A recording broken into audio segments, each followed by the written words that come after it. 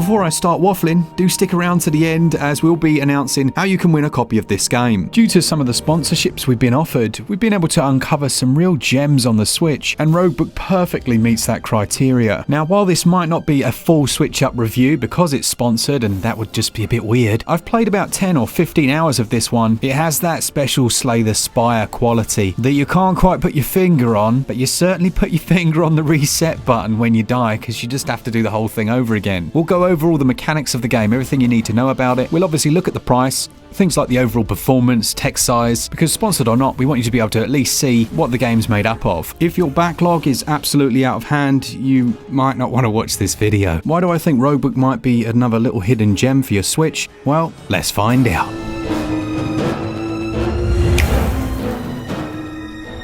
Firstly, what on earth is Roguebook? Well, it's a deck-building roguelite that's spliced with an RPG and a sprinkling of tabletop game thrown in for good measure. It comes from the studio Abracam Entertainment, the team responsible for Faria, but also Richard Garfield, the creator of Magic the Gathering. With that kind of pedigree behind it, I did expect good things, and the gameplay delivers. You start out with access to just 2 characters, Shara and Sirocco, and your party will always be comprised of 2 of the available 4 characters. You unlock the third character, Sifa, by defeating him in battle, and then the final one, the mysterious Aurora. They only seem to become available once you've defeated the game once. As far as movesets go, Shara has a versatile set of attacks, Sifa has his Fury mode, Sirocco's a bit of a tank, and Aurora has the ability to buff and enhance the other players as well as heal itself. The game does have a narrative, and its choose-your-own-adventure style storybook influences can be seen from the overworld map. Much of your adventure remains unwritten, and as you move around, you can uncover the hidden terrain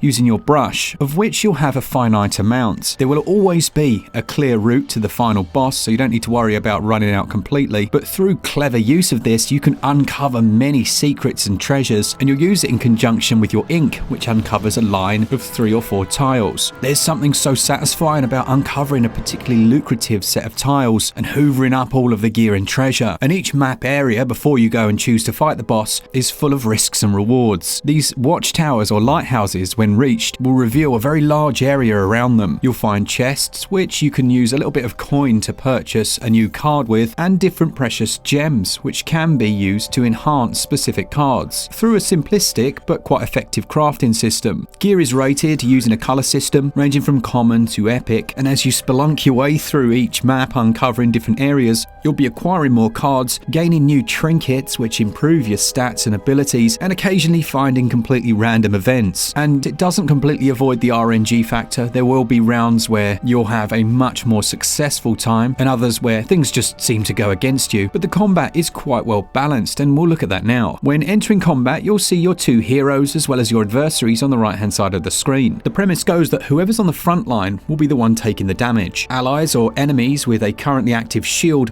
will absorb that amount of damage before taking any to their main HP bar. As you draw from your deck, you'll be wanting to consider if the enemy is about to attack, shown over here, or if they're planning on defending. The amount of power that you've got to use is shown here. It's a simple case of trying to inflict the most damage while avoiding as much as you can. But throwing a big spanner into the works is the fact that certain skills will bring your players to the front and others retreat them to the back. Some cards are best saved until the end, as they'll be used up and unavailable for the rest of this battle, and conversely, you're going to want to use some very early on as they buff the players for the remainder of that turn. You can access your draw pile, the current discard pile, and this enables you to at least calculate in advance what moves you're going to play, but it's not essential. Particularly in the earlier game, you'll be wanting to trial and error and work out how all the different systems work. Players can be buffed with courage, they can gain fury, and particularly Sifa. To unlock his full potential, you want to build up his rage, and then he goes into this frenzied state, and with the right unlocks, you can then move on to the more advanced versions of each card, and it gets deeper and deeper.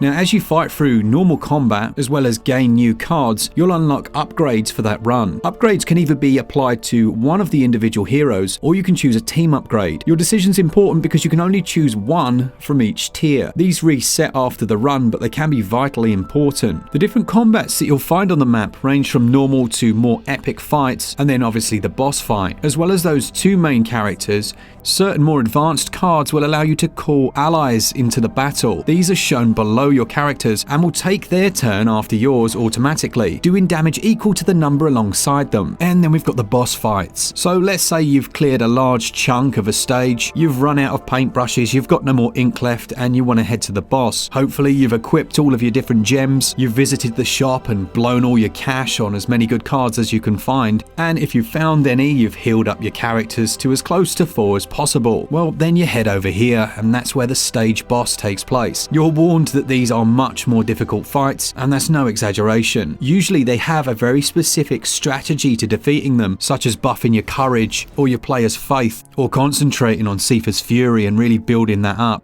It's all a balancing act, and it comes from practice and a bit of trial and error. Working your way from floor to floor, the narrative continues until finally you reach the last stage. Different runs mean a different final boss, but the premise remains the same. The final piece of the puzzle, and something that's really important for roguelites, is that there's some persistence. You'll uncover storybook pages, which can be used to permanently enhance your party. These upgrades will add things like more treasure, a higher drop rate of certain rare items, and higher health to your first characters. When you combine that with the fact that whoever you choose as your lead character gets a certain buff, and once you've unlocked the 4 of them, with I believe a 5th either available now or due very soon, who I've actually encountered, I think it's the Thief, well, it means that you can alter your strategy for each play session. So who's going to like it and who's not? Well, if you're a fan of the aforementioned games we've spoken about, if you don't mind games with cards in them, and if you enjoyed things like Gwent, Thronebreaker, Slay the Spire, Feria, Darkest Dungeon, then you're likely to enjoy this thoroughly. I want to reiterate that if I was in any doubt about people's experience with this, whether it be via performance or any other area, I wouldn't be nearly as glowing as I am right now. It would be very much a matter of fact, this is what the game has in it, go and check it out for yourself.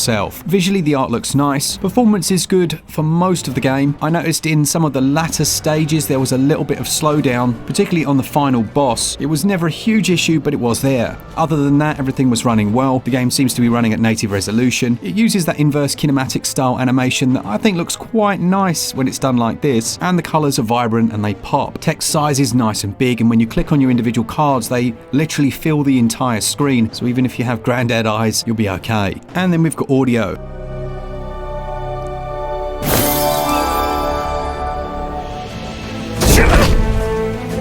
One of the most subjective areas, but I think it's decent. Have a listen for yourself. Roguebook costs £22.49 or your regional equivalent. There are 40 different enemy types, including a number of bosses. There are 200 different cards to find in total, 80 relics and 30 different gems, and the persistence that each run actually does something to the game permanently, so you don't get frustrated. And if you enjoy the game, there are a few DLCs to buy, including that Fugoro Merchant of Wonders character I was talking about who stole all my stuff. So I think that's enough information about Roguebook and why I think it's a bit of a gem. I'll pop links to it in the description so you can go check it out for yourself, and let us know your favourite card-based strategic RPG because we'll be giving a copy of this away. And also if you've got any gameplay questions, just pop them down as well and I'll make sure I try and answer those. Thanks again to those guys for sponsoring us. It blows our mind. I mean, we might even be at what, 250,000 subs at this point, 250,000. I was going to say I can't count that high, but well, I probably can't. Thanks to our patrons and to all of you that watch. For all things Switch, all the time, keep it Switch up. Cheers, guys. See ya!